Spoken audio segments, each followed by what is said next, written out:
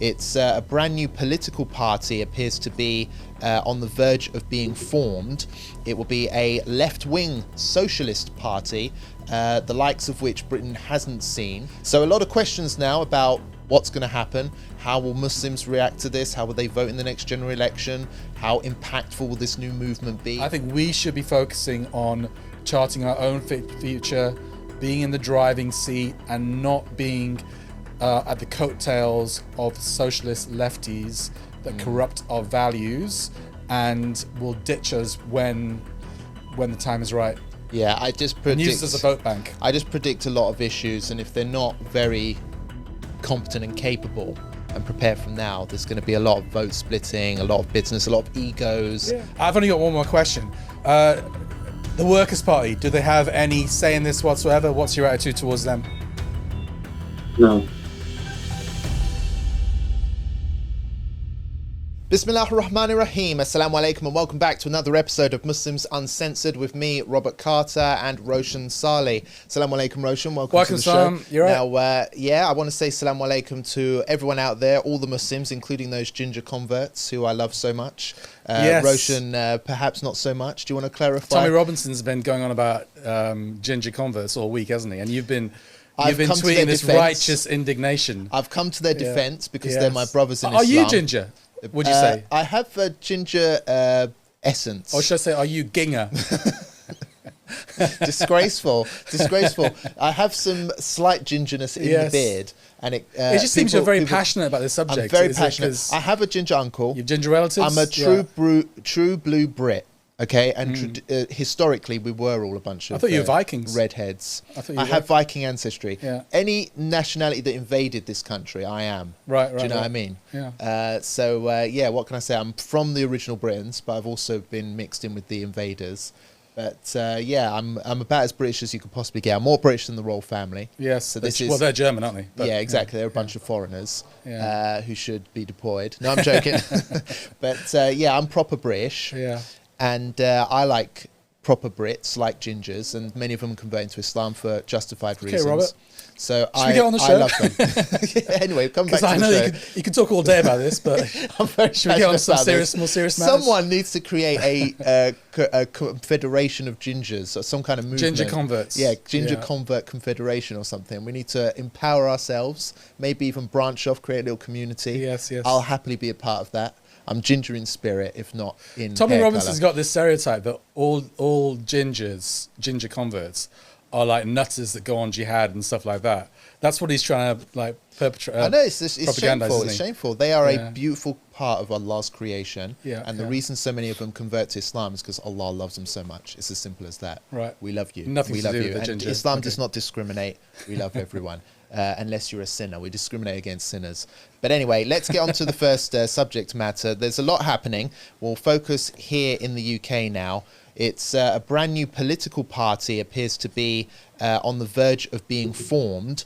It will be a left-wing socialist party, the likes of which Britain hasn't seen, at least for not a long period of time. And it looks like it's going to be headed by Jeremy Corbyn, the former Labour leader, and also Zara Sultana is likely to be perhaps deputy leader or at least a senior figure in that. Again, former Labour MP, a left-wing socialist Muslim type who's very angry at Labour over its position on Gaza and other socialist-y issues like gas and water socialism issues, that type of thing. So a lot of questions now about what's going to happen. How will Muslims react to this? How will they vote in the next general election? How impactful will this new movement be? All of that type of thing here. Roshan, just give me your initial reaction to this story. We actually have an expert guest we're bringing on shortly. I generally am not in favour of Muslims joining socialist parties. I think as a temporary thing around the last election, because the last election was called at such short notice, I think we had no choice but to make alliances. But I want to see Muslims chart their own future in this country, and I don't want them to be... I think the left Muslim alliance has been tried in this country and kind of failed. You know, with the Respect Party, I think what happens is the left tends to lead it and Muslims are kind of, you know, dragged along on their coattails, but they do rely on that Muslim vote bank to a large extent. So I think in a way they need us more than we need them.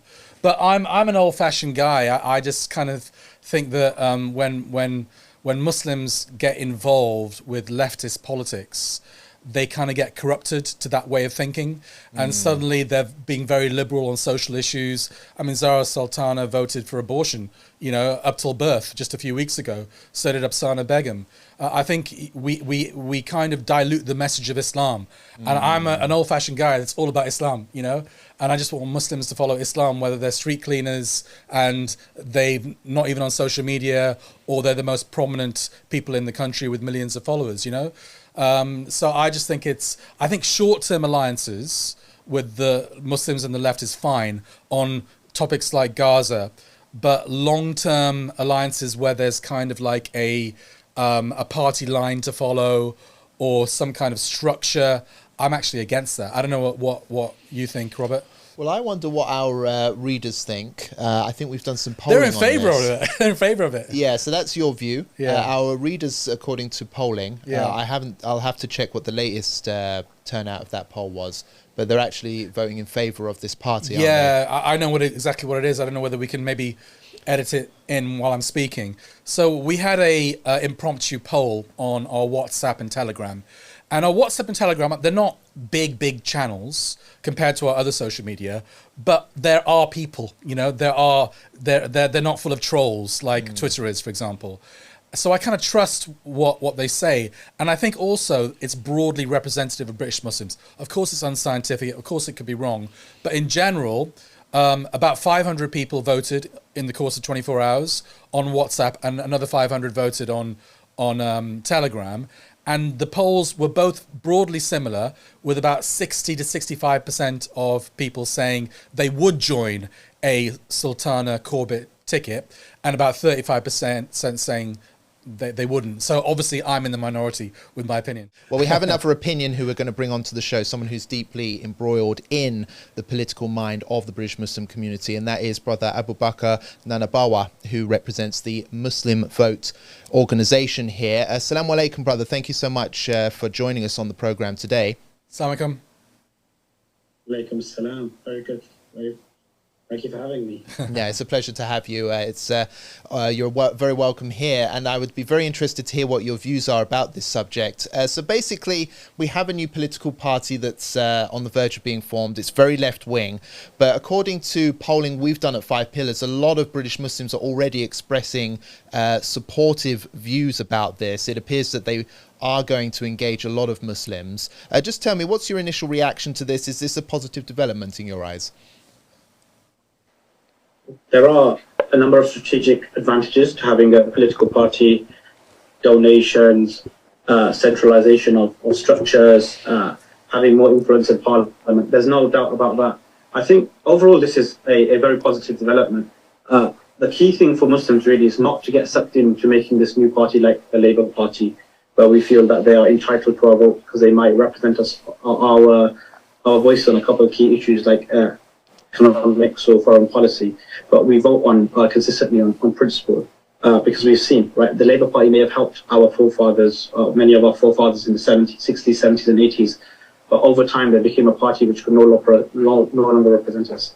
And it's very key that we see political parties for what they are, as politicians who are paid to represent the interests of the people that voted them in. Now, I know you're doing a lot of research since the last general election. There were 4 brand new Muslim independent MPs that were successfully elected in what were traditionally Labour stronghold seats. So a pretty impressive performance overall, and we were very close on getting a few extra seats, narrowly missing out as well. What do you think the situation's like now? Is the momentum still there? Are Muslims still passionate for change and to mobilise for Gaza, do you think?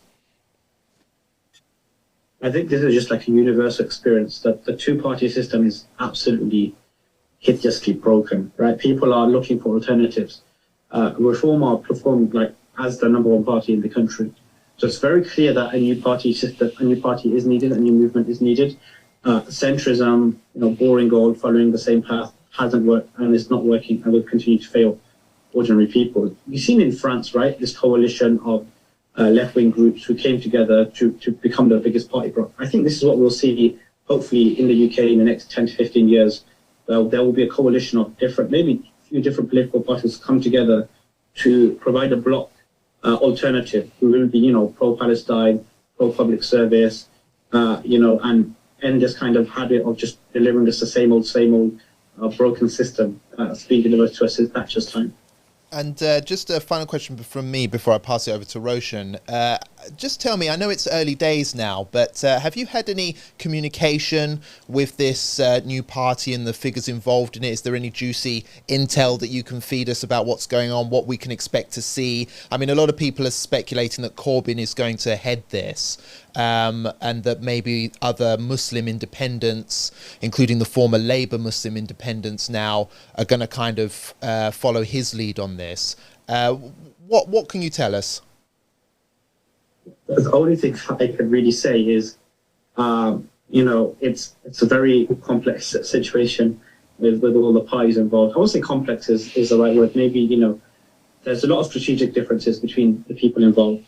And, I'm not directly involved in any conversations, but I hear from different people. And what's key is that they get around the table and just agree on one thing. It's been 1 year since the last general election.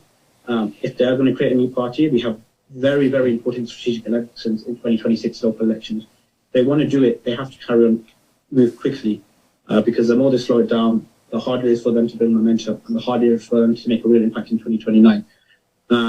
So, yeah, and the thing with Corbyn, people love Corbyn, Muslim community love Corbyn. Corbyn's an amazing man, amazingly principled person, has been the same principled person since he joined Parliament in the 70s or the 80s. And we need a new generation of leadership for the left, right? A generation of leadership who's not scared, doesn't cower down to the Zionist lobby at particular moments, and carries on and is strong in implementing their program. The obvious alternative would be Zara Sultana, but do you think she's going to get Muslims to back her, given her extremely liberal social policies? I wouldn't follow her, put it that way. And she's very young as well, isn't she? She's 31 or something like that. To me, she looks like she's a protest leader. She's a student protest leader. And becoming the leader of a major political party, and obviously she's got a big profile, so she can mobilize lots of left-wingers. I'm not so convinced she can mobilize Muslims. What do you reckon?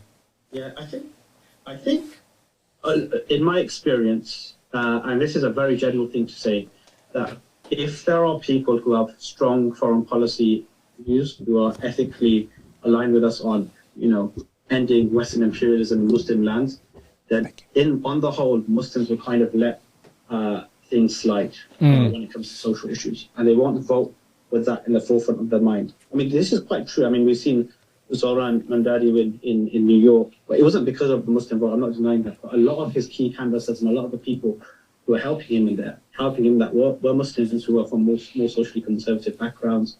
And to be frank, it's either a left-wing party who are, socially liberal, but, agree with us on more issues, whether it be foreign policy, economic policy, and a lot of social policy, or the Labour Party, Conservative Party, or Reform. And if there's someone I have one area of disagreement with, compared to people who I have 3-4 area of disagreement with, and especially when those areas of disagreements mean the death of Muslim life, then I think, I'm willing to take that compromise. Is it the perfect solution? No. Is it a step forward in the right direction? Absolutely. What do you think of Reform? Do you think they're going to win the next election? Can anyone stop them? Yeah, absolutely. I don't think anyone can stop them. Not in the short term. And this is why I'm very keen for British Muslims, for the British left, for all sorts of people to study what's happened in France, right? Because, Macron could not stop the fascists rising in France. It was literally a left-wing coalition. And they had all sorts of people that we would never agree with, but ultimately they were people who provided alternative vision. And that's how you have to stop the rise of the far right. I don't see the Labour Party having any chance. Kemi Badenoch, I said Corbyn was a bad leader. Corbyn was infinitely better than Kemi. She's absolutely pathetic, absolutely useless, and she's really struggling to capture any vote at all. So I do see Reform winning in 2029 with a minority. I do think by 2034, 2039, there can be an alternative movement which challenges them. I mean, move into a state of a new kind of 4 or 5 party system rather Yeah. than this broken 2-party system. You know, AbuBakr, obviously the Muslim MPs, the 4 Muslim MPs in Parliament now, the independents, I mean, they were elected as independents. How do you think it's going to go down? That they're going to, it looks like they're going to join the Corbyn Sultana ticket. I think that's quite a controversial move because they were elected as independents. Within 1 year, they're joining a socialist party. Do you not see that as a problem? It depends on what agreement they make with this party, where they agree that their lines of principles will come. Do they maintain an independent whip? I think that's the most key thing. If you can maintain an independent whip, I'll give you the most classical example. Right, in the last few months, there was the vote on VAT on private schools. Yeah. Now, most people won't really care too much about this, right?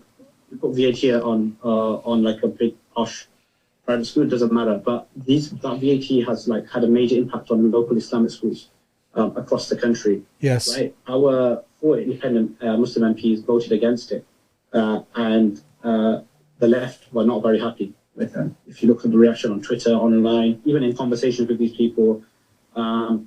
And I think on a practical level, right, leftists might support a move like that.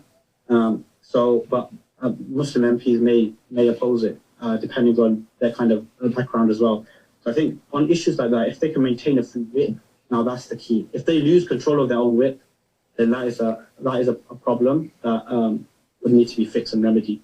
But again, they're going to be judged in 4 years by their constituents, and their constituents shouldn't feel like they owe these guys a debt of gratitude. They were voted in, they're paid a very nice salary to serve their constituents.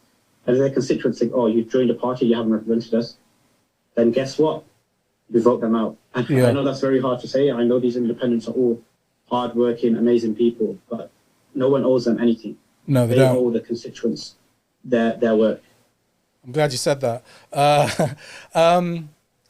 Do you think it's possible to hold this coalition together, though? I mean, what you're trying to do is build a movement, right? And you're not even looking at the next election necessarily. You're looking at 10 years' time. What I worry about is, can that movement stand the test of time? Because a leftist Muslim alliance never really has. It's always been a marriage of convenience around a particular issue for a short period of time. And also the second question is, I worry about how that is gonna. I'm as I said in the intro, I'm an old-fashioned guy.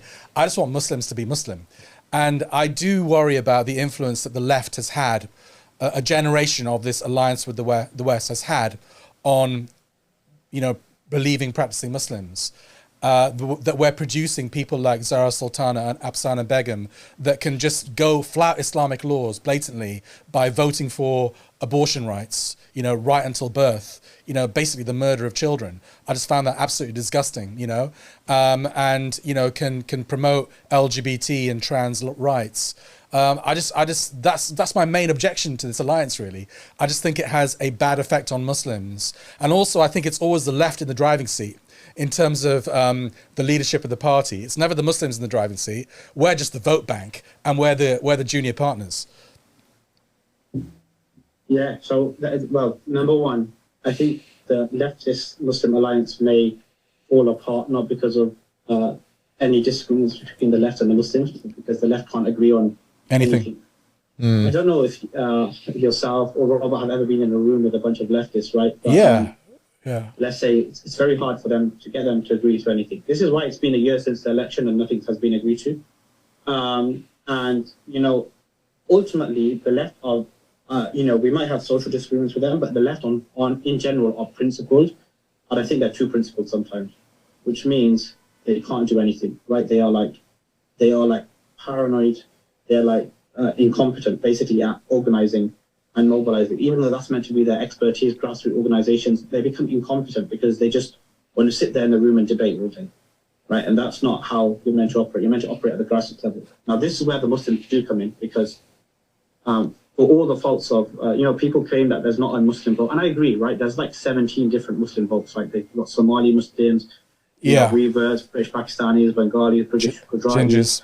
There's so many different, but there is one common denominator that all Muslims meet in the same area, which means mobilizing Muslims is very easy.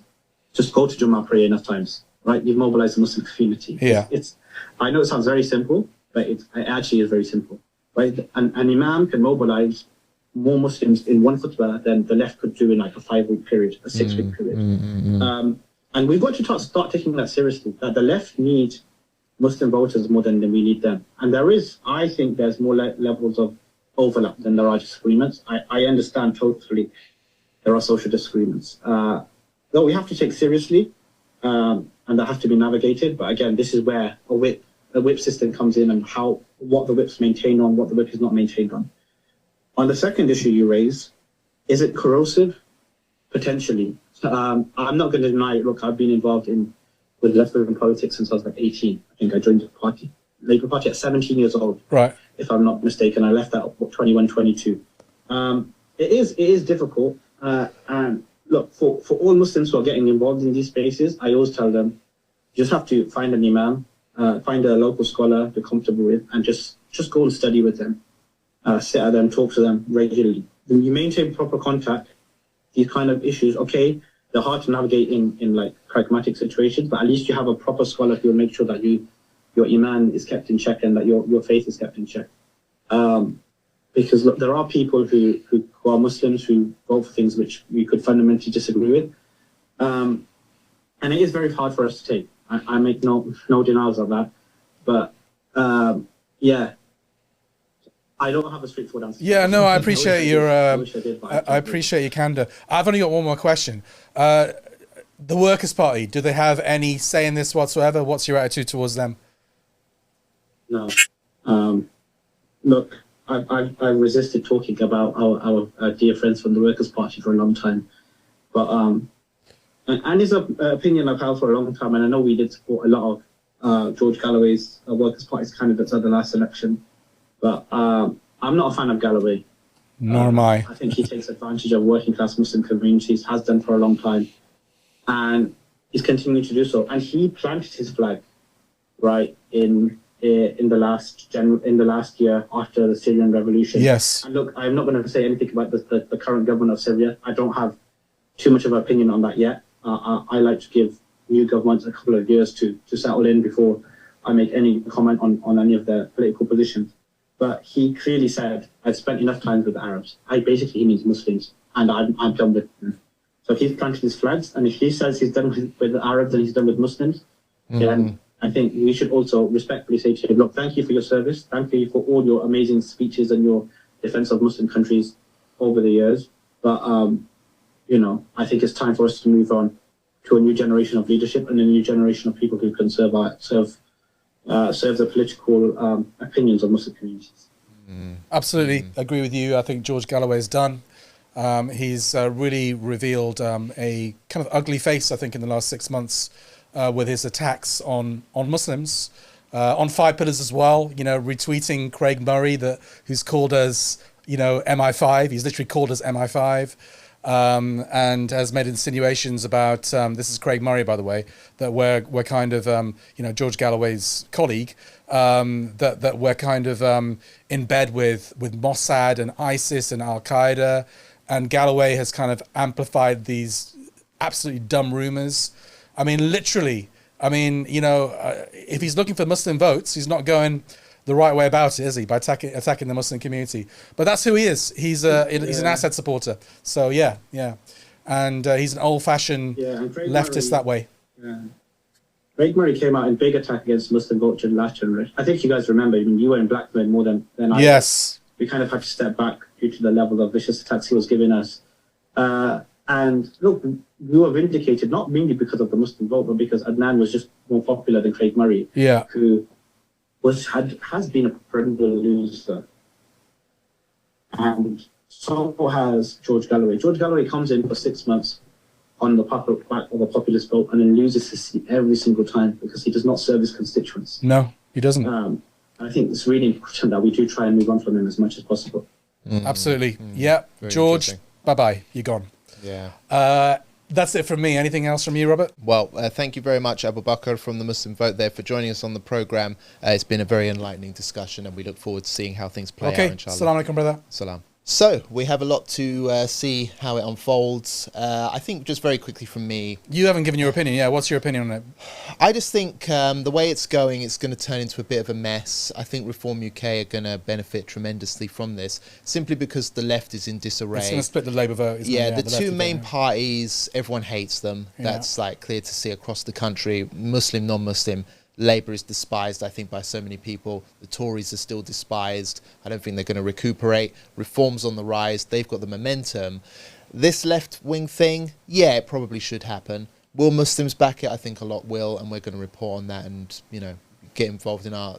We'll report on it, but I personally I think it's going to be a mess. I mean, we'll report on it. Obviously, you know, I've always said 5 pillars is not there for me or for Dilly or for you. We report on the Muslim community. Yeah. And we air the views of the Muslim community, even if we don't agree with them.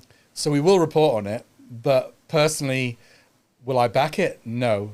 And I think it's a mistake. I think we should be focusing on charting our own future, being in the driving seat, and not being at the coattails of socialist lefties that corrupt our values and will ditch us when the time is right. Yeah, I just predict... And use us as a vote bank. I just predict a lot of issues, and if they're not very competent and capable and prepare from now, there's going to be a lot of vote splitting, a lot of business, a lot of egos, a lot of infighting. It's just going to be a messy business. You know what I would say is informal alliances are fine. I see you like the Gaza MPs at the moment. You know, they have this informal alliance with Corbyn. They vote similarly on certain issues and differently. That's absolutely fine. Informal alliances, but permanent structures where you're wedded to a manifesto, I'm not down with that at all. We have yet to see how they'll perform, but they've already tweeted in support of this new party, many of them, if not all they'll of join, them. I think. They'll join. So it looks like they're going to join and be a part of it. To what capacity, we will have to see. Well, I think we've covered this pretty well. There is another story happening here in the UK, which is pretty major. It's caught a lot of attention. It's related to the ongoing case of 2 Muslim guys who were involved in an altercation with police officers at Manchester Airport. This case has been ongoing for quite some time now. Fresh footage of the incident was released, and we have seen it on social media go viral. So I guess we'll play it out now. And it's an ongoing court case, so we have to be careful what we say. Of course, this is an ongoing court case, Robert. So we're actually not going to react to it. We're not going to comment on it, but we are going to describe what we see, because this is new footage of the incident. We all remember it from about a year ago, was it? And a massive fist fight in Manchester Airport involving these 2 brothers and policemen and policewomen. A lot of blows exchanged, quite brutal as well, by both parties. But we haven't seen this angle before. And if we could just play the footage, you can clearly see that the police go in to arrest the brothers. Maybe pause it there. Yeah, so rewind it a little bit. So the police go in to arrest the 2 brothers because a member of the public insinuated or accused one of the brothers of headbutting him in a Starbucks in Manchester Airport, following an altercation between the mother and the man on a flight. So the police go in, and you can see the policeman there basically push one of the brothers in the blue tracksuit, push his head down. Now, that is a standard police move when someone's resisting. But we can't hear what they're saying, but he appears not to be resisting. However, it's silent video. I'm not sure if anything was said, but that's the first thing I noticed, that the policeman has got him in a hold and pushing his head down, seemingly, from this footage, unnecessarily. Then we see a female, the brother at the back in the beard goes to intervene, and we see a female police officer punch him in the face. If we can maybe roll the video forward a little bit. Yeah. So that officer with the cap and the blonde hair throws a punch at the taller brother. Now, it seems to me that kicks off a ruckus when that happens. And you can see that both brothers now are using quite considerable force against both the male and the female officers. And we let the footage roll. So the brother in the blue tracksuit is throwing some haymakers there. But what is curious to me is that for the first time, we can see clearly that the police have made controversial moves here in restraining this guy and throwing a punch at the other brother, which seemed to have kicked off the whole ruckus. So I'm just factually describing what I see here. I'm making no comments about it. This is an ongoing trial. The two brothers are accused of, I think it's GBH. It's happening in Manchester as we speak. I think it's going to go on for another week or so. There'll be defense and prosecution statements. The judge and jury, I guess, will make a decision, and we'll report that in a few weeks when it happens. Yeah, absolutely. Well, as you mentioned quite rightly, we will report on this as it happens and bring you the latest result of this ongoing case. There is another story happening in the UK. Again, it's related to the now proscribed terrorist organisation, Palestine Action, who was designated last week. There has been protests flouting the law, where protesters are expressing support for this prescribed group.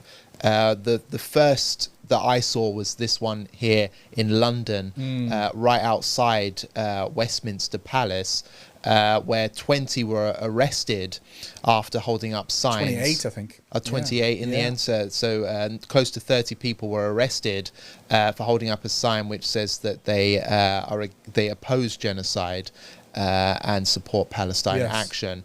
So obviously that happened, but then it was followed up by another example of support for the group by a very well-known musician, Roger Waters, who released a video on social media also sharing the same messaging, and it was also dated as after the prescription occurred. He now faces possible legal action for that video. So that's obviously the latest example of support for the group being expressed that we've seen, and possibly more to come. It looks like this could be the beginning of a trend, something which you mentioned yourself may happen. It was obviously a move that was met with quite a considerable amount of opposition from not just street level activists, but politicians as well were criticising the government's move to prescribe human rights groups, and I think even the United Nations issued a statement requesting the government not to go that far. So that's where we stand, Roshan. Even the Times newspaper has criticised the move. You know, the Times newspaper, which is pro-Israel, pro-right-wing, they've criticised that they think it's a move that's gone too far. Yeah, so obviously, brothers and sisters, the Palestine Action is prescribed now as a terrorist organisation.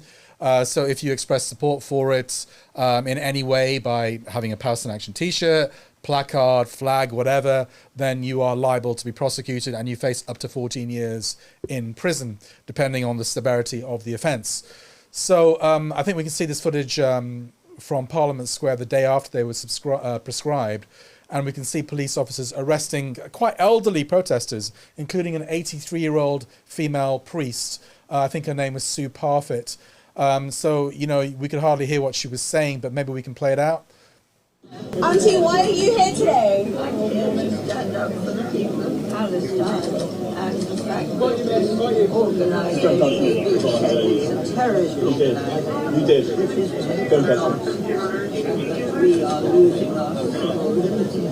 Okay. It's hard to hear her, but obviously she was supporting Palestine Action there. Yeah. Look, I mean, first thing I want to say is that it's quite unedifying to see the police officers, the boys in blue, carting off and bundling into police vans grannies and grandpas in Parliament Square. So this footage has gone around the world, and it ain't a good look for the British state, put it that way. And what I think the government has done here, with a very controversial decision, you know, I think everyone admits that's a very controversial decision.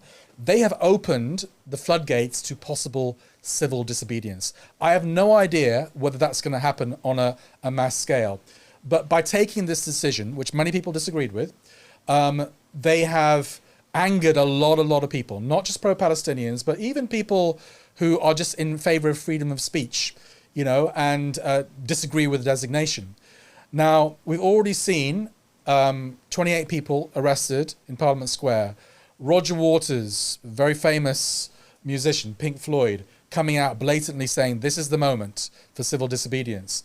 We saw the deputy of the Workers' Party, Hoz something, some Iranian guy, on Twitter, blatantly coming out supporting Palestine action. And I think more of this kind of stuff is going to happen. Now, I don't know which way this is going to go. It might be that the vast majority of people are going to be intimidated into silence. I think that is probably what is going to happen. But I think there'll be a stubborn minority that will risk jail and be prepared to risk jail to flout this ban.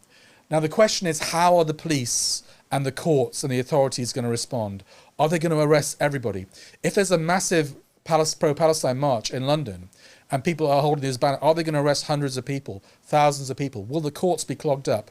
Or are people going to be intimidated in silence? It'll be very interesting to see what happens. Yes, well, what can I say? You can't say much. There is no freedom of speech in this country. I don't want to go to Guantanamo because speaking my mind, so I'll keep quiet. It's an important point to make.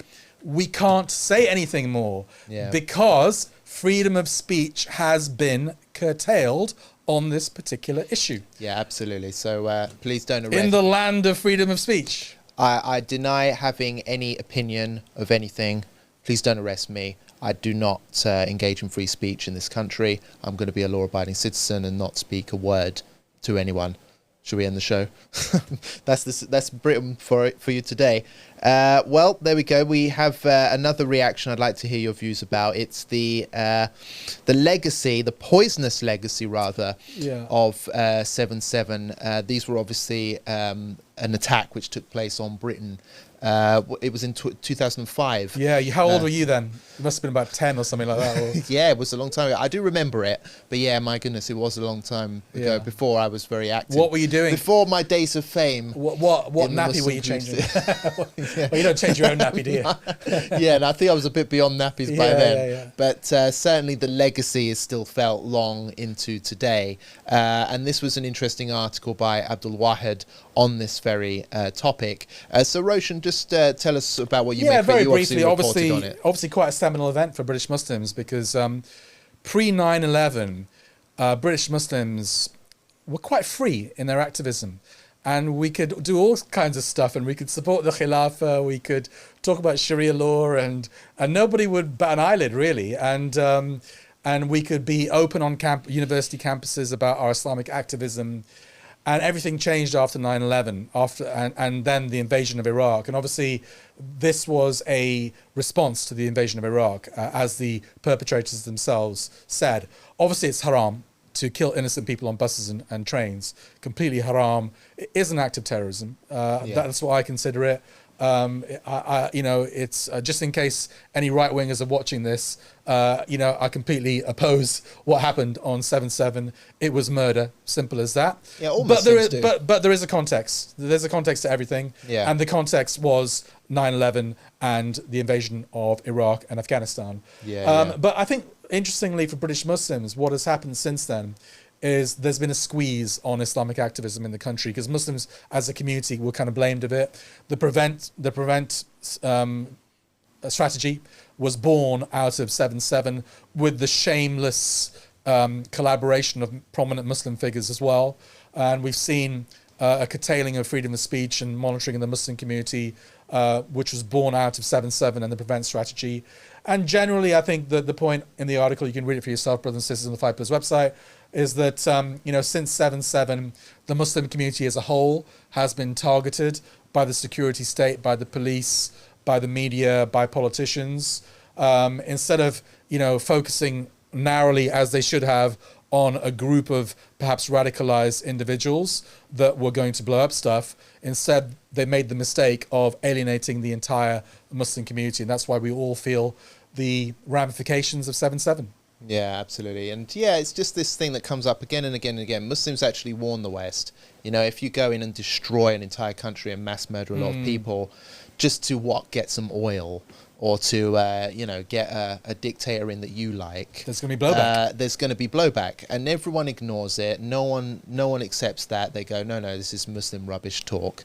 And then when the blowback happens and a few nutters actually start killing people here, and the war actually arrives to Britain's streets, they go, oh, do you know what that is? That's Islam's fault. Yeah. Islam's a backwards barbaric religion, and it teaches death to infidels.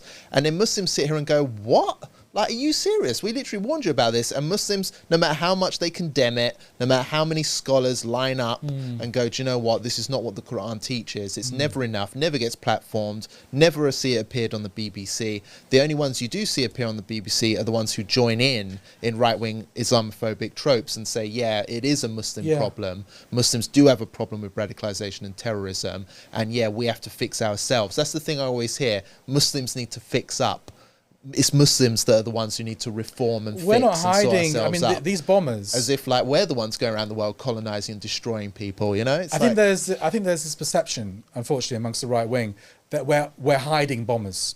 That literally ordinary Muslims are hiding bombers and bombs under their beds, and we're covering up for these people, and we know of their plots.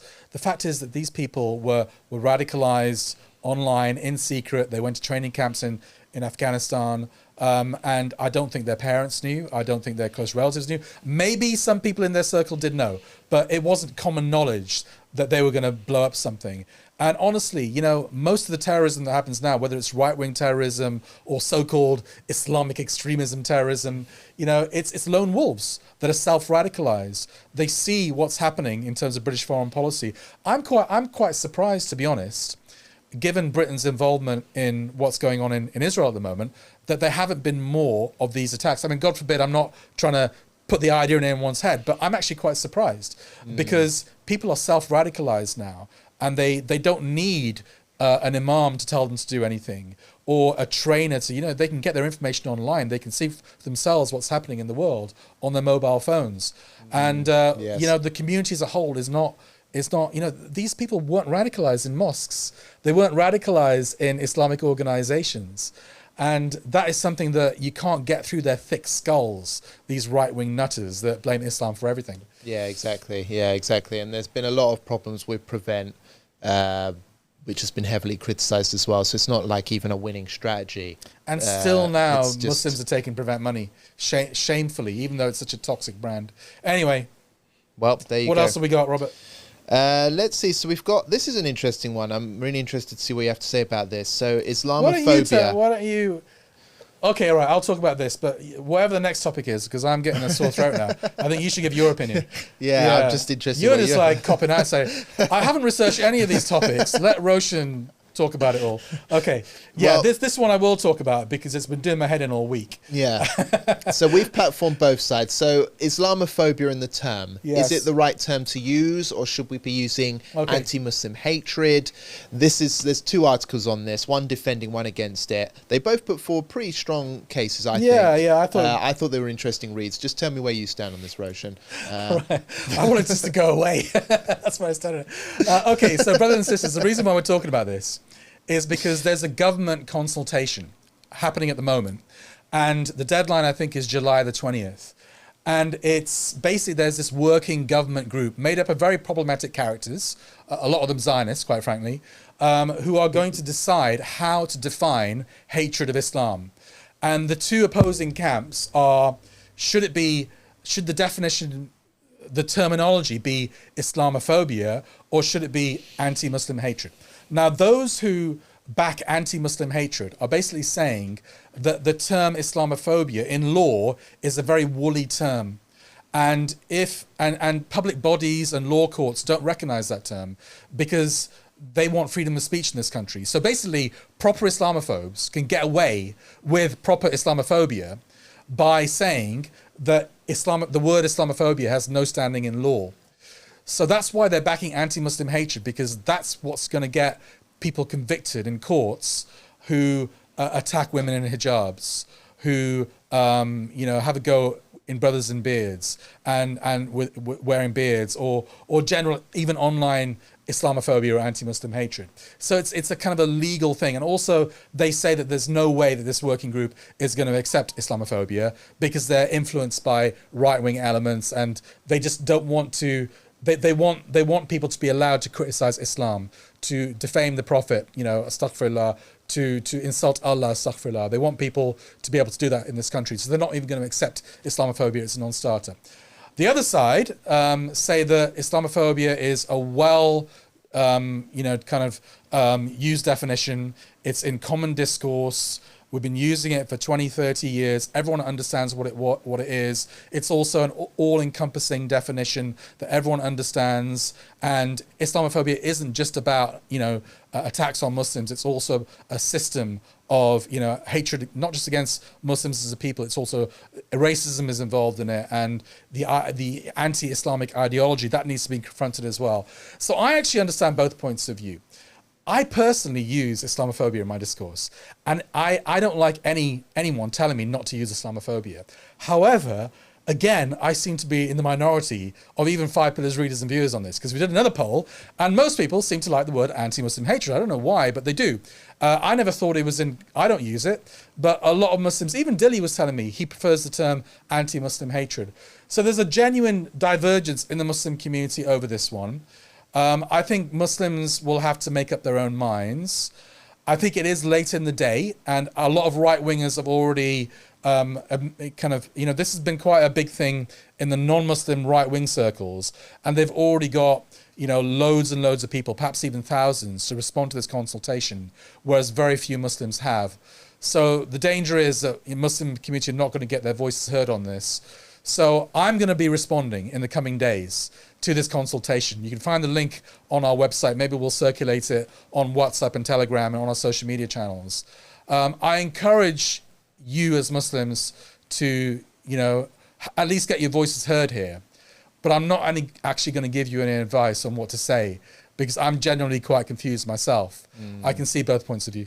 Yeah, it is a tricky one. Sitting well on the fence. Yeah, it is a tricky one, I'm not going to lie. I mean, I like this argument that was put forward by Aisha Khan from the Association of Muslim Lawyers, simply because she is a legal mind, and she's arguing that we could potentially tie up some of these nasty we can scumbags. Weaponize it. Yeah, weaponize it and tie them down legally. Yeah. And I understand. I get that.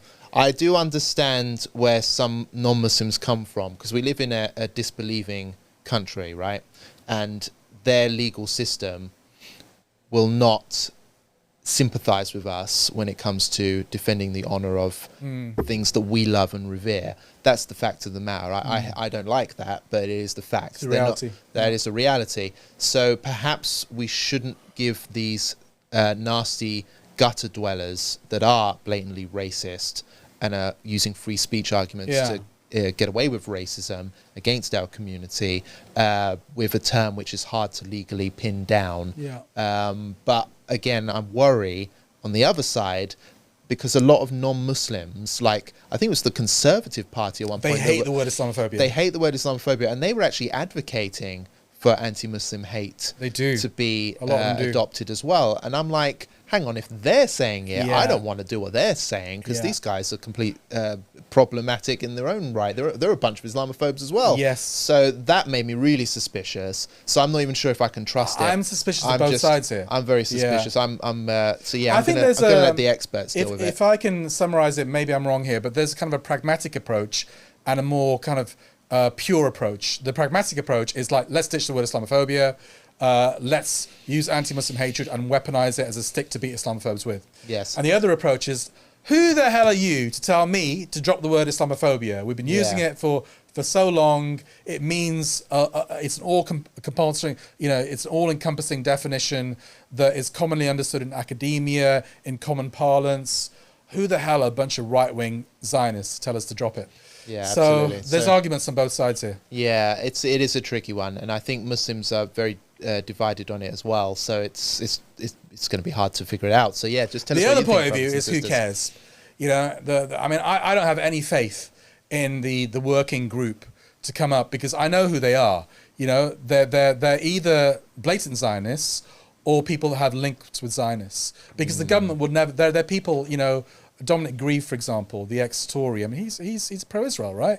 And then you have problematic figures from my point of view, like Akila Ahmed and, I think Shaista Goher, who have, ties with Zionists, basically, and, who are willing to work with problematic figures. Yeah. So I have no faith in the working group to come up with anything that is going to benefit the community. I lack trust as well. That is obviously ongoing. Let us know what you think in the comment section below, brothers and sisters. I'd be really interested to hear your views on it. Well, we have another story coming up from Afghanistan now. The International Criminal Court has issued some arrest warrants for the most senior leaders in Afghanistan, including the Emir, or the supreme leader of Afghanistan, as well. This, of course, will be met with a great deal of outrage in Afghanistan itself, and a statement has already been released in response to this. A spokesperson for the Islamic Emirate responded to this, saying, once again, an institution operating under the name of so-called International Criminal Court has issued a declaration calling for the arrest and prosecution of certain leaders. Such announcements and baseless rhetoric cannot affect the firm determination and legitimate stance of the Islamic Emirate. We do not recognize any entity under the title of International Court, nor do we acknowledge any obligation towards it at a time when genocide is ongoing in Gaza by the Israeli Zionist regime and its foreign supporters. With so many people raising slogans of human rights, justice, and the court is a matter of shame and disgrace when pointing at Afghanistan, but not pointing at Israel, and so on. So a longer statement, I won't go into all of it, but a harsh rebuttal of this. And why have the arrest warrants are over treatment of women and girls or something like that, is it? Treatment of women and girls, and the other side of the debate. So obviously it's... there are some people arguing that females should be getting an education. Oh, right, education. And they've accused the authorities in the Islamic Emirate of being horrible to these activists or whatever. Whether it's true or not, I don't know. But Afghanistan has said, look, where was the ICC when we were getting mass murdered and genocided and whatever else by the West? I don't see any arrest warrants for Blair or Bush or any of these war criminals. Yeah. Totally hypocritical. So from their point of view, they're just like, who the hell is the ICC to tell me what to do? Get stuffed. That was the summary of their statement. I mean, these leaders don't travel anyway. They're not going to get arrested because they don't. Exactly. I mean, Sheikh Hibatullah Akhundzadeh, the leader, the Emir, he never leaves Kandahar, or hardly ever leaves Kandahar. He certainly doesn't travel abroad. Obviously, I think women and girls should get an education in Afghanistan to a greater extent than they're getting now. They are getting some kind of education, but I don't think it's enough. But that's my personal view.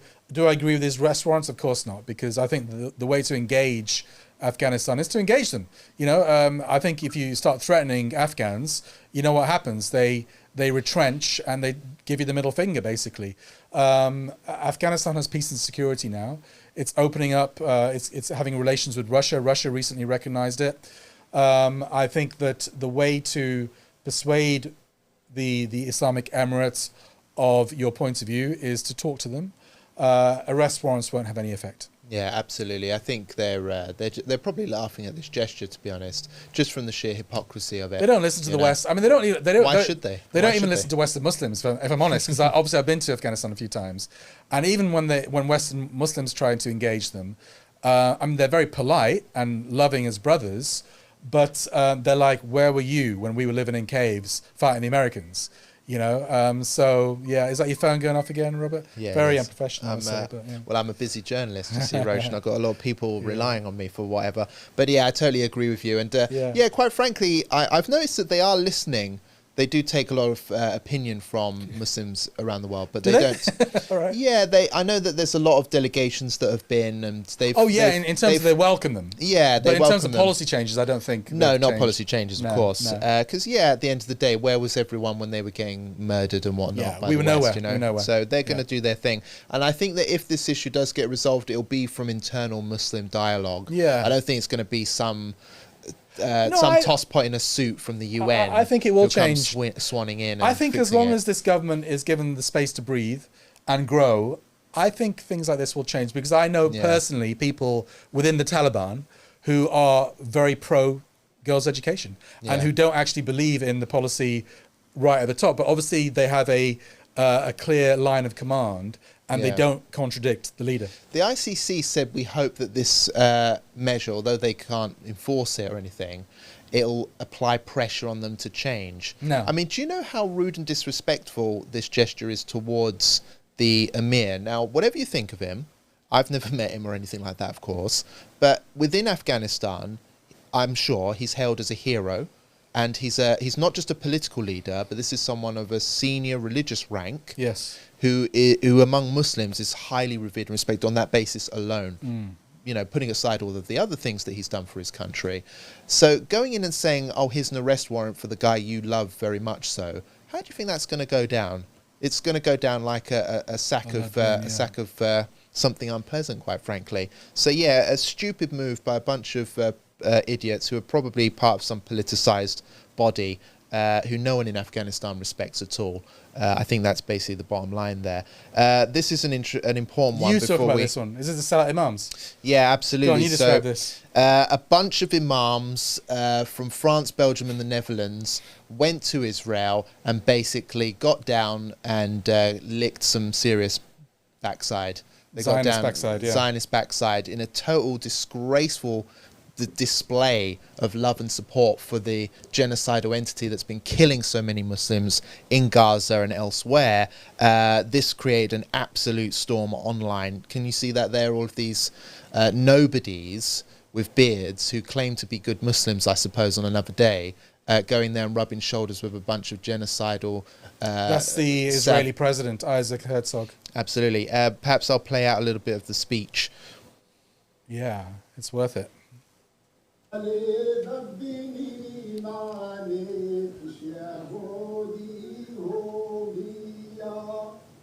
أنتم تمثلون عالم الأخوة، عالم الإنسانية، عالم المحبة، عالم الديمقراطية، عالم الحرية. אנחנו כולנו בני אברהם, כוחות רדיקליים מנסים למנוע את ההתקדמות הזאת, את הרצון האמיתי של יצחק וישמעאל ביחד. So yeah, a sickening display of affection to a nasty bunch of genocidal Muslim killers, basically. Totally twerking for the Zionists there. Who are these people, Roshan? They make me sick, and quite frankly, I don't know what they could possibly, what excuse they could come up with for their visit here. I mean, what purpose do they serve? None for anyone, except for providing a PR opportunity for people who are trying to wash their bloodied hands of all of the Muslim children that they've killed. I mean, what a disgrace. Total disgrace, as I'm sure you'll agree with me. Yeah, there is a guy here who's Noor Dari, Pakistani, British Pakistani, so-called imam, but I don't think he's the imam of anyone that I know. Or any masjid. I mean, the only reason anyone knows anything about him is because of his twerking for Israel and the fact that he describes himself as a Muslim Zionist, which is a stupid thing to say because you can't be a Muslim Zionist. You're either one or the other. His wife and kids left him. Do you know that? His wife and kids left him. Yeah. So, this is... Well done, sister. Yeah, so principled family, but unfortunately the dad is a complete and utter... douchebag. I won't even go into my real words I want to use. Well, munafiq, let's call them. They're munafiqun. Yeah, exactly. Yeah. So basically, I think that the message here is that these people don't represent Muslims or Islam at all. They're weirdos, total weirdos. And quite I think they're frankly, mentally ill. I think some of them might be mentally ill. Exactly, yeah. That's why I don't pay too much attention to these weirdos, because any Muslim within their right mind will look at them and just throw up. Well, you can see the reaction online. Yeah, the reaction online speaks volumes. So, they've sold their soul. Allah will deal with them. I'm quite content with that. May they be resurrected with those they love. Yeah, exactly. And that's the thing. I mean, I know Muslims get very angry at these people. I just think, Allah will deal with them. I believe, as we all do, in Allah and the Day of Judgment and everything. So I'm quite happy for him to go there and to rub his backside up against Netanyahu and to really twerk for him and to be his little belly dancer and to take some shekels or whatever's going on here. Do it more. I'm quite happy for him to do it more. Put it online, put it everywhere for everyone to see. It's making you humiliated in this life and inshallah in the next one as well. And, Allah's wrath, as we know, is powerful, and it's May coming. Allah deal with them, yeah. So yeah, I'm content. Do your thing, bro. Do your thing. I think you said who they are, but I think I know some of the French ones. They're like French Tunisians and maybe French Algerians, French Moroccans. They're kind of state-friendly Muslims. Yeah. They're wheeled out by Macron every now and again when he wants to try to persuade people that he's not an Islamophobe. Yeah, they're on board with the whole they're French, scholars, French Islam. Yes, French Islam, French secularism, scholars for business. dollars kind of people. And unfortunately, you will find in any community, you'll find sellouts and native informants, and obviously that's who they are. Yeah, people who are willing to wear a fancy hat and a thobe and say, I'm some imam from something, and I'll say whatever you want to say. We have them in the UK as well. Yeah, there's loads of them here. Loads of them, unfortunately. They normally go to the coronations. That's all I'll say. You see them there normally. Well, I think that's it from Nothing this else? episode of the show. There was something you wanted to react to, I know. Oh, let's the check out Spanish 5 Pillars. restaurants. Oh, yeah, here we go. So, yeah. This was just this morning, really. I just thought it was worth putting in the show. Let's see. So, a restaurant owner in Malaga, Spain, kicked out a group of Israeli tourists, accusing them of killing Palestinians and then going on a vacation. Let's play out the video now and see the incident as it happened. Fuera de aquí. Matas Palestina, vais a comer en Gaza. En Gaza hay cerveza buena. Nada. Fuera.